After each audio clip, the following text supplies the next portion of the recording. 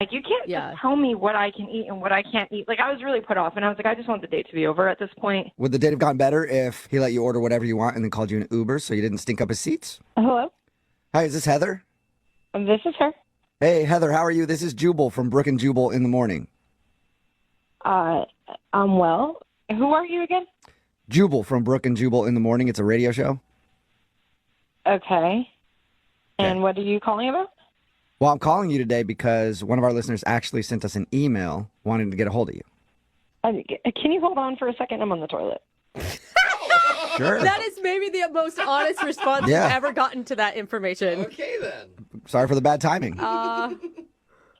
Done yet? Yeah, hold on. Okay, I'm good. So what's going on?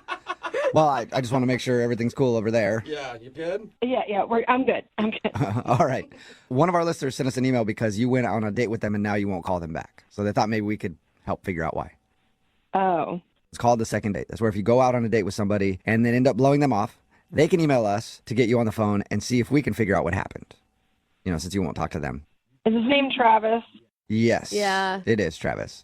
Yeah. Travis just doesn't quit, does he? Kind of a kooky guy who's always on. That's how he described himself, at least. I mean, I didn't see it as that, but maybe he would describe himself that way. How would you see him then?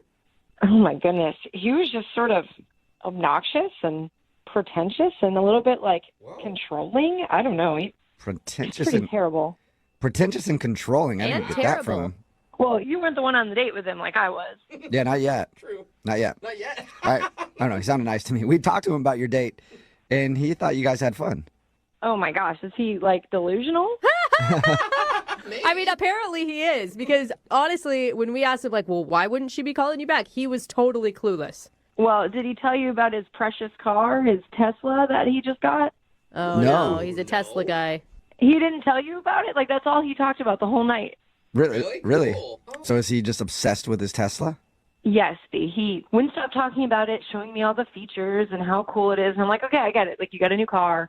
You know, you're excited about it. I was going to give him the benefit of the doubt at first because, Right. you know, if I get a new car, I'd probably be happy about it too. Yeah, and those are cool cars. Not a lot of people get to go in them. Right. So it was nice to get to ride in one, I guess. Yeah. But then we get to the restaurant, and he's still just concerned about his car. Like, I was picking out things I wanted to order because he was asking me, well, what are you going to get? What do you think about getting? And at first I wanted the margarita pizza. Mm-hmm. And he was like, no, you'll get stuff all over your hands, and it could get in my car. Why don't you get something where you What? can use a fork? Don't Really? get finger food. You may ruin the Tesla. Yeah. Wow. Yeah. Like, I don't know how I'm going to get food from the restaurant into your car. It's not like we're eating in your car, but That would make me want to order the margarita pizza then.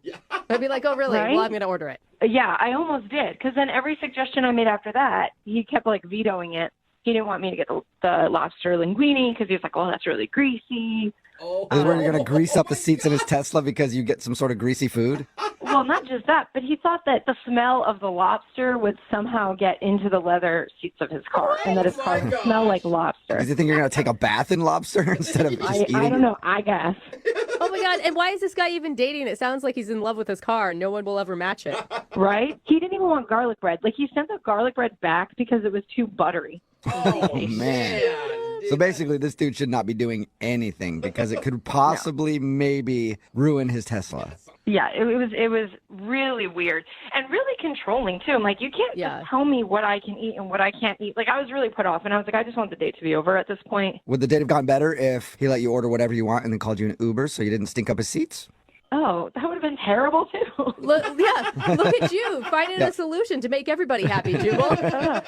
All right, date's done. I'll meet you somewhere else. Just you got to get in an Uber. Can't drive my car anymore because you ordered the lobster. All right, garlic breath. It was literally the worst date ever. Oh, Wow. Ever. man, gee. Wow. Ever. How is that possible? Who's that? Well, Heather, that's Travis. He's actually on the other line listening and apparently couldn't wait to talk to you.